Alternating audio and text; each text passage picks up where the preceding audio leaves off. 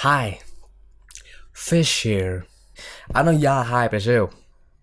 Can't blame you though. Can't blame you. And yeah, you read the title, and you might be thinking, why is the fish thinking? Yeah, why am I thinking? Anyway, this is the first episode since my comeback. I gotta make it special. This is a special episode because I'm gonna tackle two different topics in one discussion. So, the big question mark for this episode is actually all about intellection. And if you don't know what that means, it means thinking just in a more intellectual way.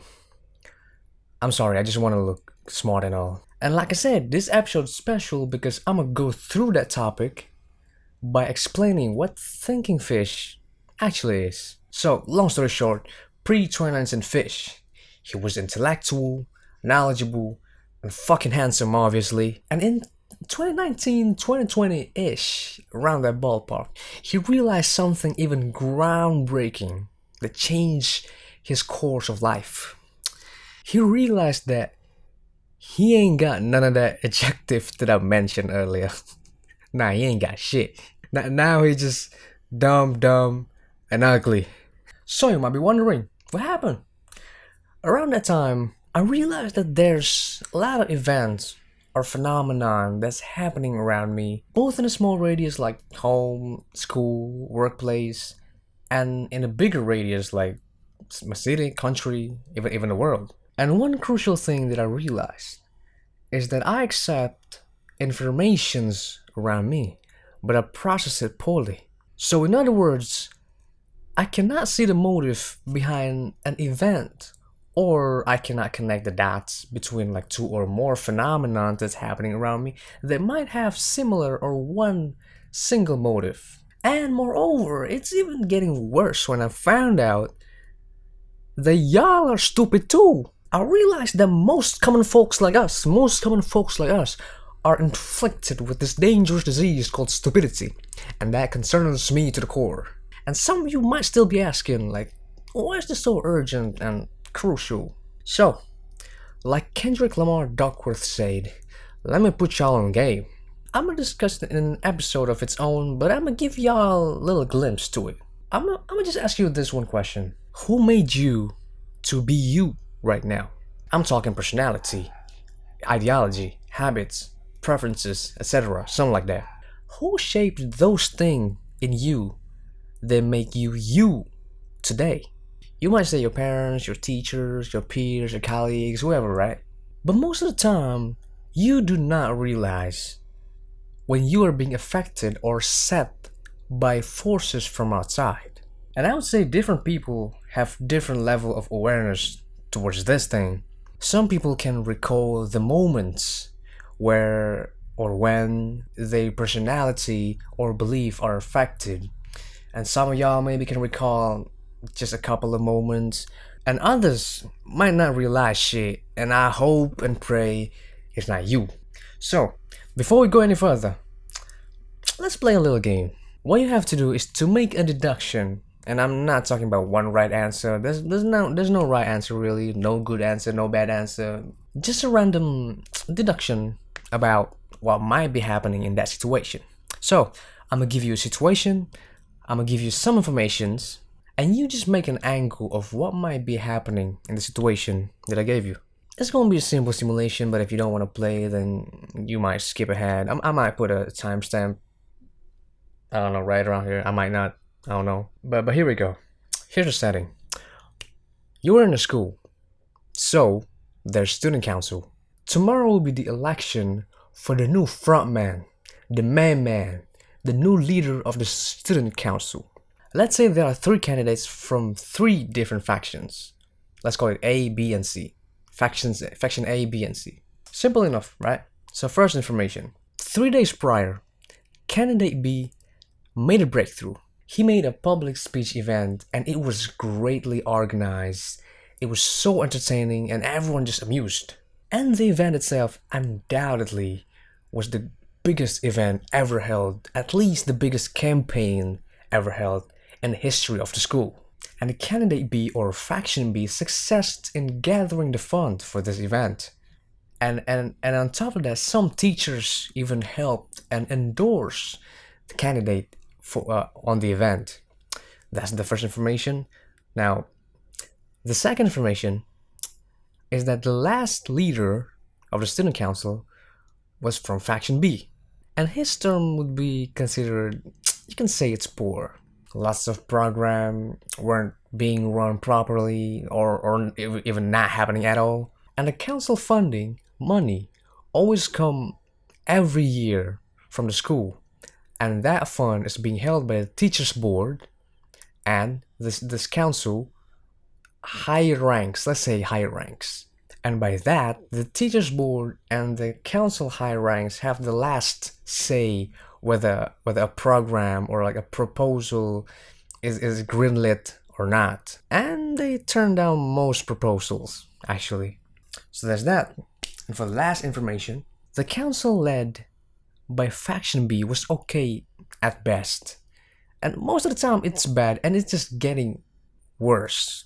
However, for the past 5 years, faction B is always the one who take the chair, because from the track record, faction B is considered to be the faction that can cooperate with the teacher the best, even when their output is questionable. So, looking at the situation, what do you think is going on? Or do you think nothing's going on at all? So you can pause right here if you want to think more about it, you want to let it marinate a little bit more. But if I can guess, some of you might think that candidate B is actually trying to make up for the faction history. Like in the past, we know that faction B is not favorable, their work's trash, whatever, right? So he went with a bang. And draw the line, set examples, and be the role model. Like, nah, I'm from faction B, I ain't that bad. He wanna prove himself.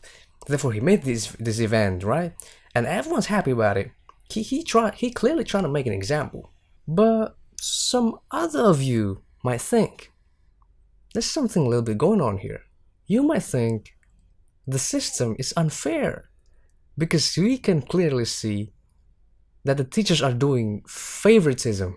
Even when faction B's performance is clearly bad, they just take a liking to the faction. Therefore, they keep endorsing the faction when we know that teachers are supposed to be neutral, right? So some of you can already look deeper below the surface and connect more dots to understand the situation better. Well, that's great. But now, I'm gonna show y'all how do I process this. I mean, you can call me biased or cheating because I'll make the quiz, right? But who the fuck cares? I don't care. Not me. So, I'm gonna call this the art of distrust. And I'm gonna patent that name. Don't you fucking take it from me. Yeah, I'm talking to you. And this art of distrust is not used to uncover the truth, but more like to make us aware of more possibilities, of available possibilities. So first, I always have to notice some things that stand out to me. It can be unusual, suspicious, anything, and I make a mental list out of it. So here's what I noticed, right? From the first point, the campaign held by candidate B cost a lot more than the past campaigns ever in the history of the school, right? And obviously they're using the faction fund, not council fund, not any fund, the faction fund, because they're representing the faction, right? And they succeeded to raise that much fund. But how? Faction B managed the council so poorly that barely any program is running, or some of them even abandoned. I highly doubt that people would put money on them. And like I said, we're not talking about truth. We're talking about suspicions here.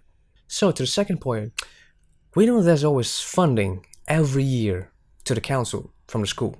But if the program's not being run properly, it means they're not using all the money. Well, you can debate that, oh, maybe they use all the money, but they just using it poorly or using it wrong. Well, about that, I'm gonna just say one thing. There's a difference between a running program with a bad output and a program that being run poorly or just the program doesn't even run working properly. Let's say that. At least for the running program, we can see what the money buys, what the money being used for. And for that, I'm gonna let you think for yourself. I think you got this. So until this point, it's safe to assume that there's some money somewhere that's not being used as it's supposed to, therefore, corruption?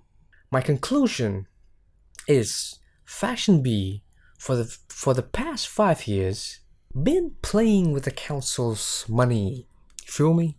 And Candidate B's campaign is actually just an effort to stay in power and keep their little business hidden and running. Or is it? If that's your conclusion, you're on the right track. But there's still more strange thing to notice here. It's the biased stance of the teachers. Let me explain. The yearly funding for the council came from school, which means it's managed by the teachers board. And after 5 years of the council not doing their work properly, it just don't make sense if they don't sniff something strange around. Come on, 5 years? Really? No? So by that, I can assume that they know something about it, but they don't act on it. It's quite the opposite, actually. They endorse the faction that mostly responsible for the corruption going on. See, now you can see this thing is getting bigger than what it was. So, my final assumption is that the teachers board and the council higher ranks are conspiring in their little scheme on the council. And like the second point stated that for the past 5 years it's just getting worse and worse, which means the corruption is getting worse. And they, the teachers board and the council higher ranks, have to protect their little secret from getting exposed and gotta do whatever they can to protect the secret. There's that. But again, that's my personal assumption. I don't know about yours. Well, write it down in the comment. You might think of something funnier than mine. So yeah, that's the game. What? It's not. What do you mean it's not fun? Well, you know this is my video and this is my channel. I can do whatever the fuck I want. So anyway, back to the topic. You might be asking, what was the purpose of that game? That shit not even fun. Jokes aside, we know there's a lot of things going on right now, close around us, in your city, in Indonesia, even the world.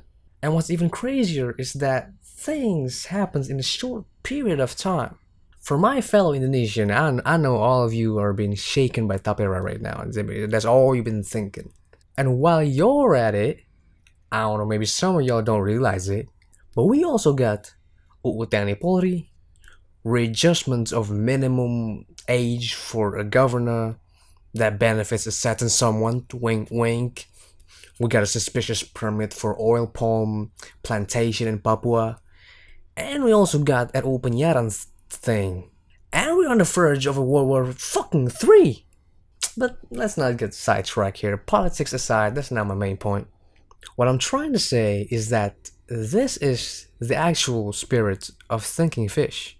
There's a lot of things going on around you that you don't realize affects you, either your physical, mental, ideology, etc. And me here, I just want to spread awareness about being careful of all the things that might affect you as a person. So you have a better filter for yourself. You can determine the things going on, whether it's good or bad. You take the good and avoid the bad.